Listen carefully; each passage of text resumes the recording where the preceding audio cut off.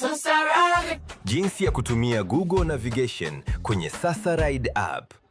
Anza kwa kufungua application yako ya Sasa Ride. Ukiwa online utapokea safari. Utaona eneo la kumfuata mteja na eneo analokwenda. Bonyeza kitufe kilichoandikwa Accept Ride ili kukubali safari ya abiria kwenda kumchukua. Ukishafika eneo la kumchukua, bonyeza kitufe kilichoandikwa Arrived at Pickup ili abiria wako atambue umeshafika. Ukishamchukua abiria, anzisha safari yako kwa kubonyeza kitufe kilichoandikwa Start Trip.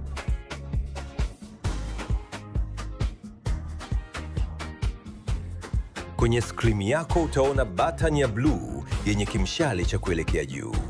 Ukibonyeza, ramani ya Google itafunguka na kukuonyesha njia sahihi ya kufuata. Tumia ramani hiyo pale unapomfuata mteja na pia unapompeleka mteja katika safari. Ukifika mwisho wa safari, rudi kwenye Sasa Ride ili kuendelea na hatua inayofuata ya kumaliza safari.